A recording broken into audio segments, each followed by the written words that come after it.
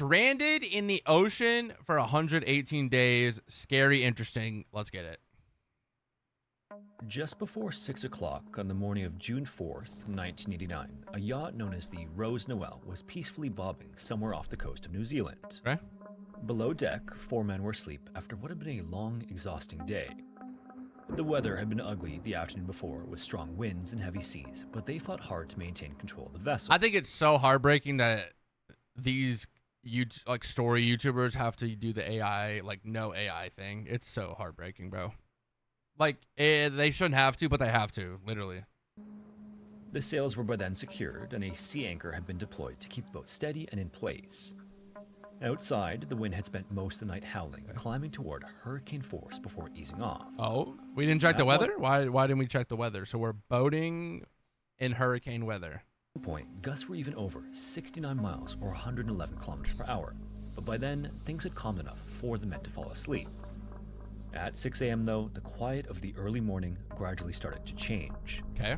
A deep roaring sound, like something massive was approaching, suddenly woke the 4 men up. Massive? And shook them from their bunks. The roar kept growing, reaching deafening levels before the inevitable occurred. This would be the beginning of one of the most prolonged and grueling ordeals. As always, viewer discretion is advised.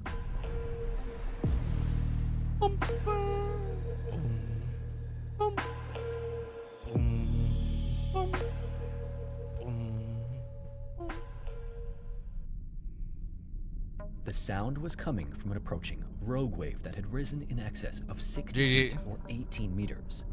And as the men scrambled for something to grab onto, the Rose Noel went nearly vertical.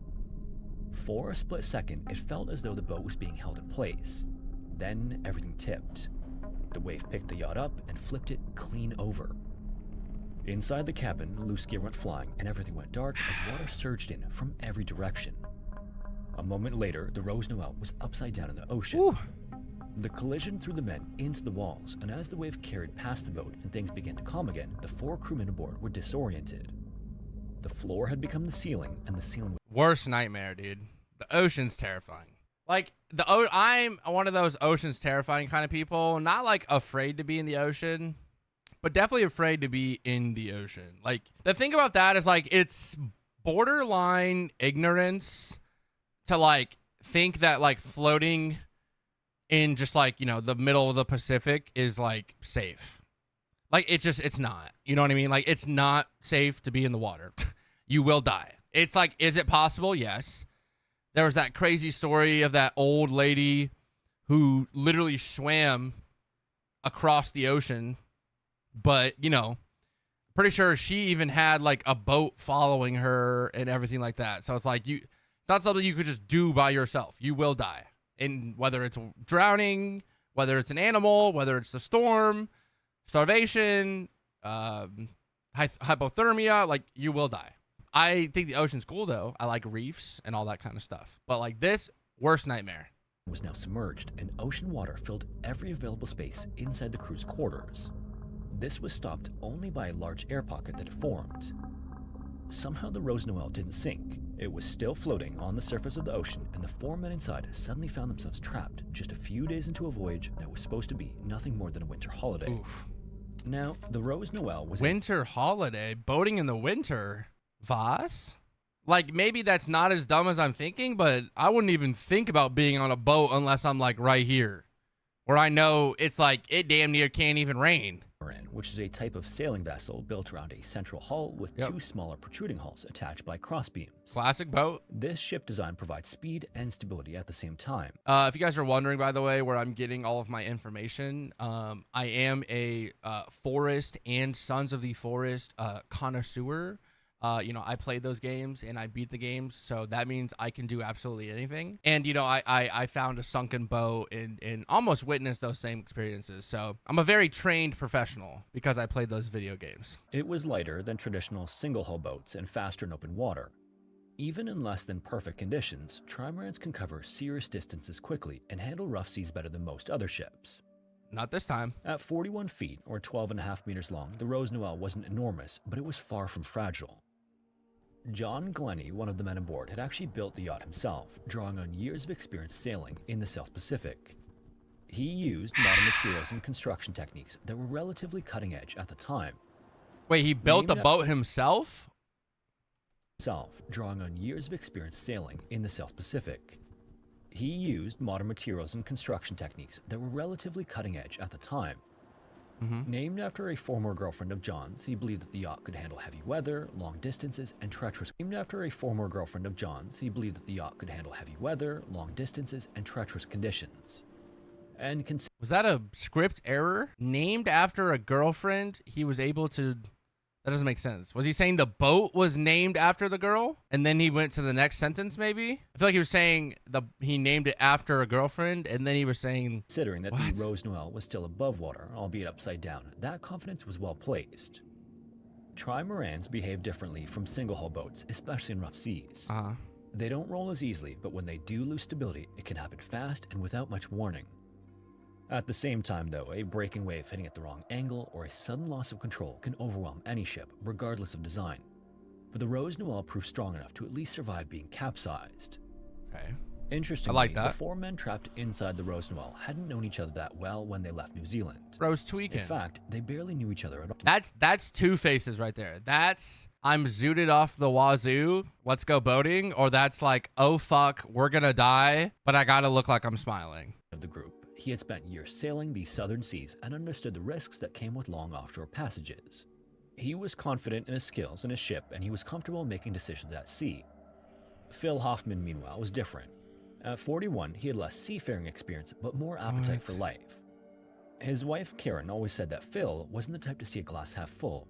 Instead, he wanted his cup. Which of the two are you? I probably wouldn't do that. Yeah, I don't think I'm doing a boat adventure. I think the only time I would spend more than hours on a boat would be like a big like cruise. But even that, cruise ships are dangerous. So it's like I don't really want to spend time on the water unless it's just for like a few. Be over. Like, you know, you're at the beach, you know, whatever, the Bahamas, you go a little boating, you go out for a bit and you come back. Not like, oh, we're going so far out that like if it storms, we're dead. Flowing, and that showed itself in an infectious energy that pulled people toward him. They married young and built their lives around family and staying active. And by the time of the voyage, which now stranded Phil somewhere in the middle of the ocean, they had 4 children and were living aboard their own boat, sailing around New Zealand. It was while docked in Picton, New Zealand, that Phil's opportunity to join John's voyage came along. Phil's boat was tied up behind the Rose Noel, which provided the occasion to strike up a chat with John, who was planning a winter trip to Tonga and needed an extra hand. Phil was a builder by trade, and he was used to physical work, so he didn't hesitate to agree to come along. Even after having triple bypass What do you mean you didn't hesitate? What? Didn't he just say that they're both like married men with kids? And you're telling me that they're both married men with kids. Both of them are at their docks tending their boats. And one of them's just like, oh, yeah, sure, man. Yeah. Like, what? You don't want to, like, call your wife? You don't want to, like, plan that out? You just have time like that? Surgery, Phil continued to chase thrills, and the voyage to Tonga felt like a the little opportunity weird. of a lifetime. Rick Hellriegel and Jim Nalepka, meanwhile, joined the crew in a much more casual way. Both actually answered an advertisement posted at a local backpackers hostel that John had placed, looking for crew members. Okay, this is pissing me off. The orientation of the picture is pissing me off. Because, like, his arm is on the far left, but now he's over here. You see what I mean? Now I'm annoyed. Advertisement posted at a local backpackers hostel that John had placed, looking for crew members willing to make the run north. Holy names, by the way. Yo, wait, this might actually be the 4 horsemen of names. John, Phil, Rick, and Jim. Like, that's like the iconic, like, that's the 4 horsemen right there. You know what I mean? Like, those are some fucking names. Those names are common as hell. You couldn't get a sturdier squad. If anyone came up with a story and you're like, I need four men to come with me, who are you saying? You're saying a John, you're saying a Phil, you're saying a Rick, and you're saying a Jim. Phil might be the 4th most common, but a John, a Rick, and a Jim? A local backpackers hostel that John had placed, looking for crew members willing to make the run north. Rick was 31 and Jim, an American, was 38. Neither had deep experience sailing offshore, and neither had any long-standing connection to the others. They were there because the timing worked and the offer sounded good. When the crew was formed, they each brought something different. What was the offer? I kind of forgot. John had the experience, Phil had the enthusiasm, and Rick and Jim had willingness. When they all stepped aboard the Rose Noel to begin the trip to Tonga, they weren't a tight-knit crew. and that would eventually come to show itself in ugly ways. GG. I was literally gonna say, I had the thought, but then I dropped it, but then now I gotta say it. You can't go boating. You can't do really anything long term without a team or crew or group that's like solid as fuck. Like, I know people like to challenge themselves, and there are people that I think actually, you know, get entertainment or adrenaline from like, oh, let's take a random group and try to complete this or something. But it's like, fuck you. I'm not getting on a boat for more than a day like this with random people. Like, I'm getting, like, the only time I would do that if it was like for my best friends. Because, bro, when it comes to the survival, when it comes to this, that, are you ready? I don't think you're ready. Left Picton on June 1st, 1989, and set a northern course toward the open Pacific Ocean. The crew planned to sail from New Zealand to Tonga, spend a few weeks enjoying a winter break in warmer weather, and then make their way back. Like, the entire trip was expected to last around 3 weeks, and for the first day and a half, everything went exactly as planned. The weather cooperated, and the seas were manageable for that time of the year. From the get-go, the trimaran moved well and covered distance quickly, just as John expected it would. Okay. He assigned watch schedules, and they'd make small talk and eat meals together between making adjustments to the ship. Light Once work? the ship cleared the New Zealand coast, the ocean opened up fast as shipping lanes thinned and aircraft flying overhead became more and more rare. The route they were taking wasn't one where boats passed regularly, especially in the winter. This meant that if something went wrong, there would be no nearby harbor to get to and no easy way to call for assistance. GG. By just the latter half of the second day, things began to shift in subtle ways. The wind came in harder from the north, and the Rose Noel felt strained as it took on the headwind. Okay.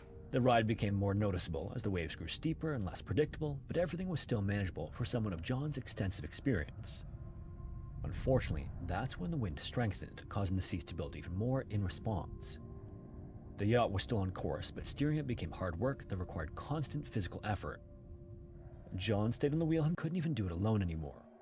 So rather than continue to fight the conditions, John made the decision to slow the Rose Noel down and let the storm pass. He then deployed a sea anchor, which is a device designed to drag the wheel pointed into the waves. Used properly, it could stabilize a ship in bad weather and prevent it from being knocked sideways, which would reduce the strain on both the boat and crew.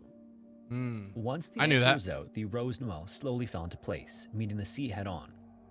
With the situation under control, the men could finally get some rest. So soaked and exhausted, they retired below deck and tried to sleep. Sometime during the night, the wind died down, which should have been good news, but as it dropped, the seas only intensified. Without the force of the wind flattening the waves, they grew taller and more forceful. Even worse, unseen by the crew, the sea anchor fouled itself at some point in the night, meaning the rope got twisted or GG, bro. Like, we need to be locked in. We need to be locked in, because you can't tell me that you're boating and that your anchor fucks up. Like, bro, that's like one of the like 5 big, I feel like that's like a top 5 checklist thing. Make sure the anchor's intact. Make sure, like, how is there not like a device? How do you not have a backup anchor? Angled. This caused the ship to ever so slightly start to turn itself sideways, exposing its long side to the coming waves. Below deck, the men had no way of knowing this as the movement was almost imperceptible. What happened to the guy watching? What happened to the watchman? I was told that there was supposed to be a guy watching. They slept through these subtle changes in motion, setting the stage for what was about to happen.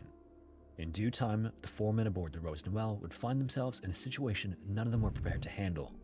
Again, as the wave that flipped the yacht upside down continued past the Rose Noel, chaos erupted below deck. In the darkness of the cabin, as the roar of the wave dissipated, they could only hear the sounds of their screams and rushing water. They checked on each other by voice, calling out until all 4 of them were heard. Surprisingly, everyone responded, and no one turned out to be injured. That's good. Hey, that's good. So far, all 4 guys are alive. We like that. In the capsize. Once the immediate shock wore off, they began to realize how much trouble they were in. Still floating, but flooded with cold winter ocean water, the Rose Noel had only the air pocket for the men to survive in. Had the cabin filled completely, the men would have been trapped inside with no chance of finding a way out, so they were lucky in that sense. But it can't be that hard to get out, right? It's not a matter of getting out. It's a matter of if the door, isn't it just dependent on the door? Because, like, I say that very lightly, I guess. Like, I'm not saying like, oh, it's super easy. No, I'm saying like it's on a boat. Like, we're not like in a house that got hit by a tsunami or something, right? I feel like they know where it is. It's just like, okay, is there water pressure blocking the door, or can we get out? Or break a window, but they would need a tool to break the window, probably. Things weren't really that much better.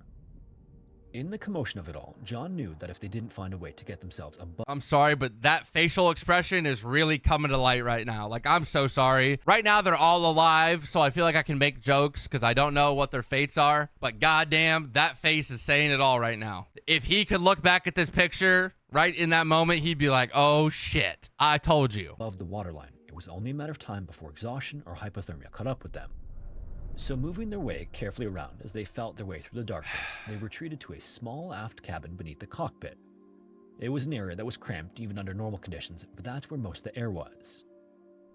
They then dragged whatever they could find into the space, including mattresses, drawers, loose panels, and furniture. Wedging each of the items on top of the next, they constructed a platform with a mattress at the top that would keep them out of the frigid water. When it was complete, they all climbed onto it. The mattress itself was the only dry place it could be, and it was barely 4.5 feet wide. Damn. There was no room to stretch out and no way to turn over without forcing others to shift with you. If one person moved, everybody had to move, but they made the best of it as they pressed together and shivered to keep warm. After a chance to catch their breath, the next priority became escape. They were unsure how long the air pocket would remain a safe environment, and if the cabin continued to flood anymore, they would need a way out. True. So using whatever tools they could reach, the men hacked a hole through the hull just big enough to crawl through. This opening became their only connection to the outside world. What? Okay, so they don't mention anything about like the windows or the doors. So I guess we just have to assume the doors were shut, but then they're able to fucking cut the hull open? What? That seems way harder. Am I like crazy? They cut through the fucking body of the ship instead of like trying to like bust through a door or I guess, I mean, I guess I'm just trying to, we only know what we know, and that just sounds crazy. How do they do that? That sounds crazy. And with it now cut, they turned their attention to signaling for help. John activated the emergency radio beacon and was convinced that a rescue was now just a matter of time. In his mind, the worst of their ordeal was now over. They had done everything they could to give themselves a chance at surviving, and now they just had to wait and let the beacon do its work. Settling back onto the mattress, though, none of them knew they were drifting into one of the loneliest stretches of ocean on the planet. For days, the Rose Noel drifted upside down and unnoticed, and the reason had everything to do with where they were. The capsize occurred roughly 140 miles off the east coast of New Zealand, near the far edge of normal shipping routes. This is a part of the Pacific Ocean that's normally avoided. Okay. Commercial vessels had little reason to pass through, and fishing boats stayed closer to the shore. Even air traffic overhead was sparse at best.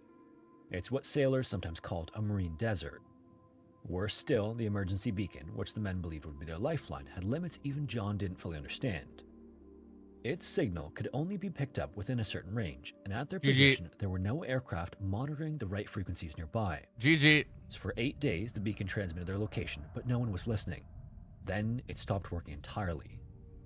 The men didn't notice this right away. The beacon didn't have an alarm or a warning light to tell them that their best hope of rescue had just faded, so they continued to wait, rationing their energy, looking through the makeshift escape hatch when the weather allowed. As the days dragged on, though, optimism began to fray. The realization came all at once that if no one had arrived by then, they weren't coming at all. Whatever safety net the beacon was supposed to provide had failed, either because no one heard it or because they were simply too far away from anyone who could respond. Rescue wasn't happening at all, and that shift in thinking changed everything aboard the upturned Rose Noel. From that moment on, every decision had to be made with the assumption that the 4 men were now on their own, adrift in the open ocean with no idea of where they were headed or how long it would take to get there. Once the reality set in that no one was coming, the most immediate problem became obvious. They didn't have nearly enough to live on. Most of the supplies were still down in these submerged parts of the cabin, and getting to them meant diving into cold, dark water and feeling around blind. John took that role on himself, and he periodically braved the cold water in search of food and things to drink. At first, they had survived on emergency rations, which were little more than small portions meant to buy time. How many days has it been? Before long, John managed to locate some of the stored food. What he found wasn't necessarily ideal, but it would do. Much of what he recovered consisted of apples and boxes of soggy breakfast cereal.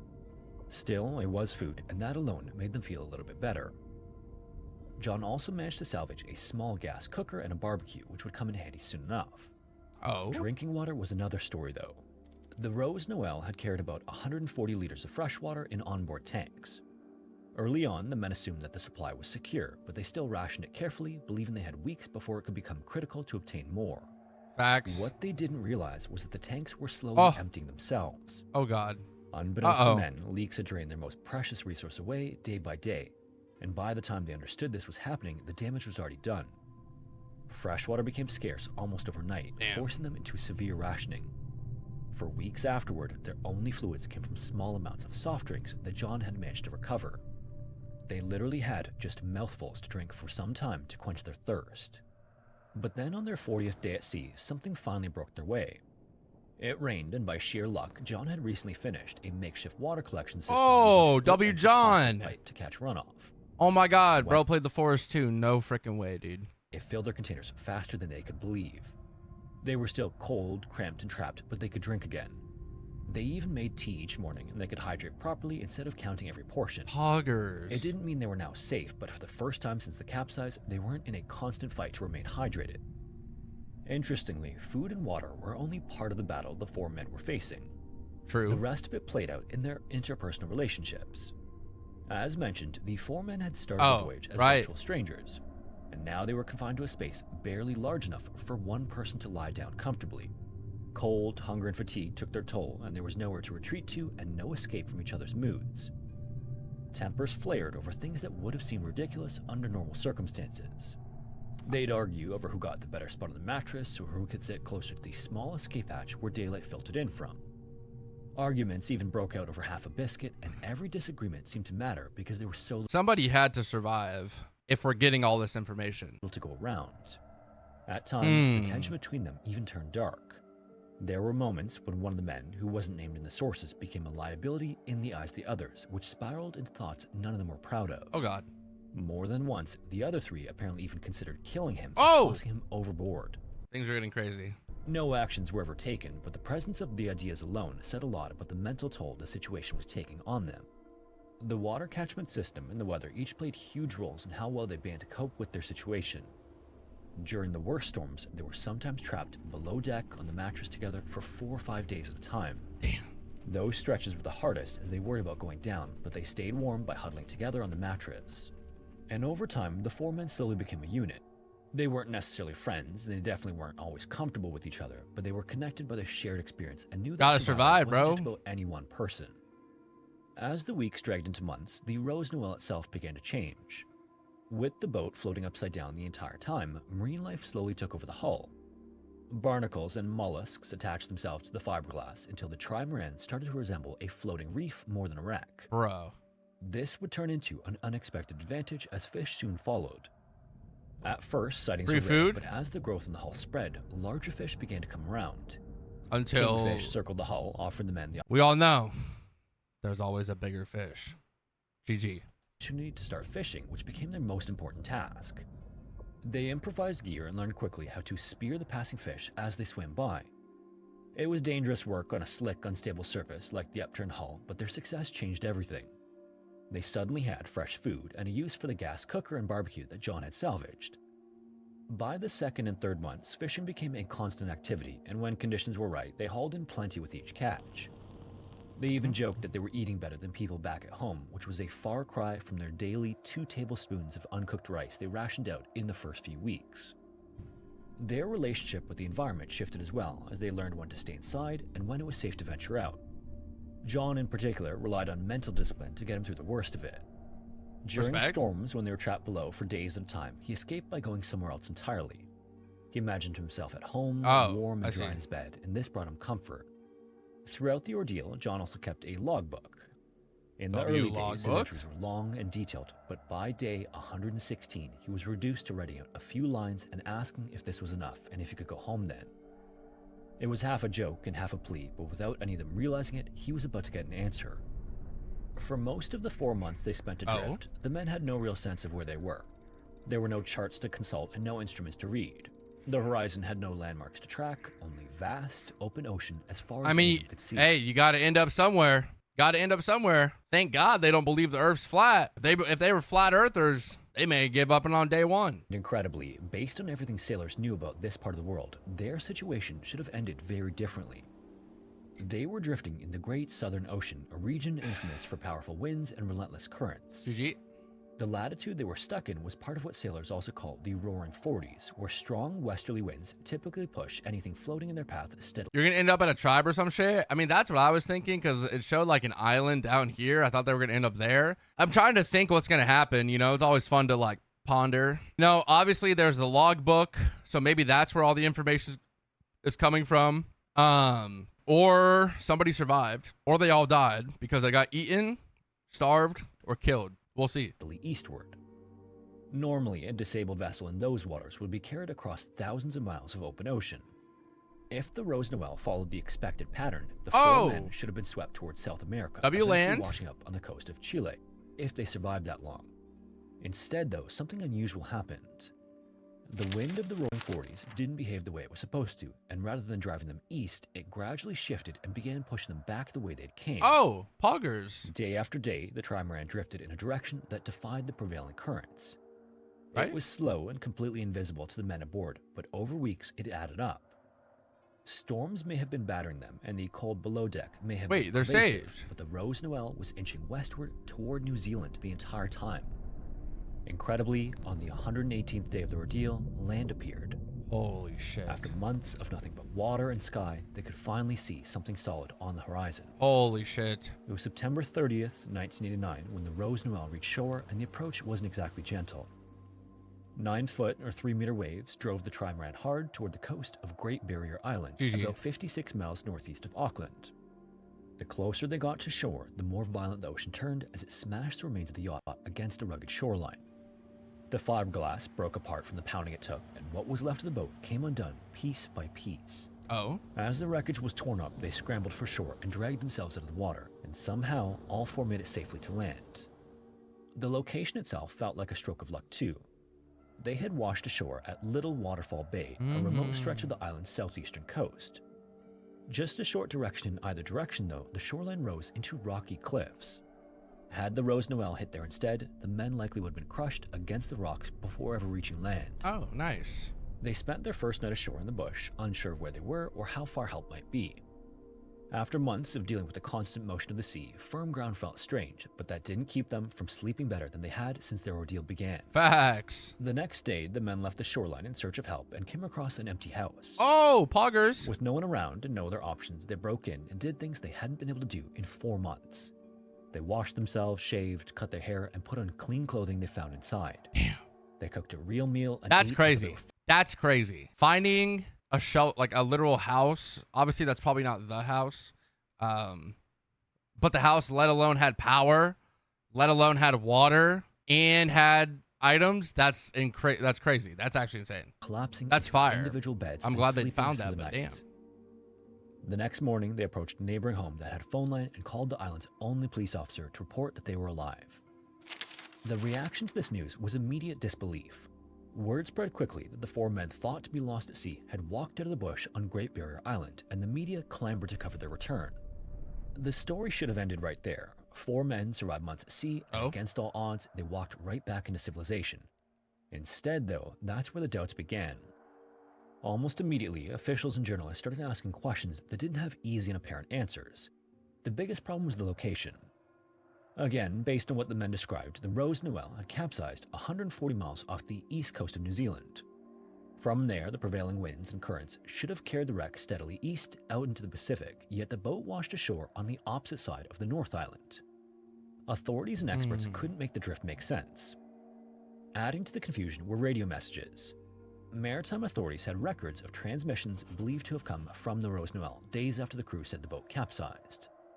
One message placed the yacht near the Kermadec Islands, more than 500 miles northeast of Auckland, far from where the men claimed to have been when they overturned. If those messages really came from the Rose Noel, then something about the crew's timeline was wrong. Either the boat hadn't capsized when they said it had, or someone else had sent the transmissions. Investigators couldn't rule out where is this story going? the possibility that another vessel was responsible for them, but that explanation didn't satisfy everyone involved. There were other points of skepticism too. Some sailors questioned how the 4 men could survive a stormy southern winter at sea without developing serious pressure sores or ulcers, which were common among those adrift for long periods. Others wondered how a boat drifting for 4 months could pass anywhere near shipping lanes without being spotted. As the media attention intensified, rumors followed, and a few commentators even suggested that the story was a hoax. What? Others floated the idea that the men had been involved in drug trafficking and staged the survival tale to cover their tracks. For the 4 men who had just endured the ordeal of their lives, it was jarring. One day they were simply trying to stay alive, and the next they were being asked to defend the truth of their own survival. Thankfully, the investigation into what really happened was thorough. Authorities examined the remains of the Rose Noel and found heavy marine growth on the hull, which only could have accumulated over an extended period upturned at sea. That evidence alone made it clear that the boat had been drifting for months, the way the men claimed. As for these strange... Dude, I can't even imagine. That's such a fucking human thing to happen, bro. Fucking literally almost die, you come back, and you would just immediately get questioned and almost arrested. Like that's just the reality. That's so the truth. If you go missing, it's like you're going to be questioned more than anything else. Why'd you go missing? Whoa. Why would you go missing? Why would you want to be missing? Well, what do you fucking mean? You think they wanted to be missing? You think they wanted to fucking, like, bro, what? I think based off, like, the pictures, they looked fucking brutal. Like, you think these guys are just living life? They got kids and shit. Pattern, John argued that the charts didn't always tell the full story. Currents in the region were weaker than many assumed, and persistent winds were more than capable of pushing a light, overturned trimaran in unexpected directions. In the end, there was no proof of deception found. The official conclusion may have been hard for some to accept, but the men were telling the truth. Why? Why is it hard to accept? What is there hard to accept? Like, what individual do you have to be like, oh my God, 4 guys, 118 days? What fucking, dude, so selfish. How could they, bro? How do they survive? Like, why would they survive and want to come back? Like, bro, what? Like, that's not true, bro. I live there and I see the currents all the time. What do you mean? How is that hard to swallow? I would be like, oh my God, that's awful. As you might imagine, life hardly snapped right back into place for the survivors of the Rose Noel upon their return. Physically, the 4 men were in better shape than many people expected. Some of them had lost as much as 40 pounds during their ordeal, but they had endured 4 months in cold, violent seas without catastrophic injury. John would later say that what they missed most during that time was movement, and that the lack of exercise had taken a deeper toll than... Throughout the ordeal, John never doubted that they would survive. Survival to him that face, bro. It always felt inevitable, but things were not the same for the others. Thoughts of his family carried Phil throughout the worst days. He wondered constantly whether or not he would see his children again, and came to believe that he simply had too much to lose to give up. That belief kept him going when food was scarce and the days seemed endless. Karen, meanwhile, for her part, waiting back in New Zealand, never fully accepted that Phil was gone. Karen others urged her to face reality and consider organizing a memorial service, she held on to hope that Phil was still alive. And despite, or possibly because of, all they went through together, Rick and Jim said they never wanted to see John again, and John felt the same way toward them. Bro. Whatever bond they had formed during the months they spent adrift didn't survive their return to land. Damn. Holy shit. In all, the Rose Noel drifted nearly 1,900 total miles, or 3,000 kilometers. And the crew survived 118 days upside down at sea before being blown ashore.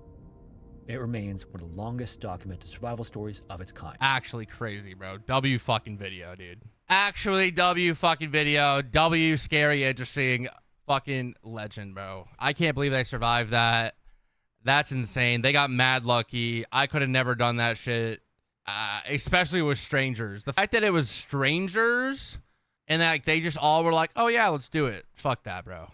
Like I can't. That's insane. And then, bro, they survive. They survive only to be told that they never want to fucking see each other again. I mean, I get it. Like they were strangers and they were forced into the situation. So it's not like they're in the wrong. You know, it is pretty traumatic. So like it might not even be aggression. It just could be like, damn, you know, I don't want to like think about that again. You know, we never knew each other. Let's all just keep going our ways of never knowing each other. But then to just kind of be like, you know, not friends out of it is also crazy. Because I feel like the normal person would think like they're all like fucking trauma bonded. But they were like, well, he didn't say, no, I think he said Phil and Rick. No, he said Rick and Jim, or maybe, I don't know if he said Phil and Rick or Phil and Jim or Rick and Jim. But one of the two didn't want to talk to him anymore. Rick and Jim, yeah. I'm surprised that they didn't do some shit because, like, they were a duo. Like, they didn't know each other, but I think they were, like, with each other or something like that. W reacts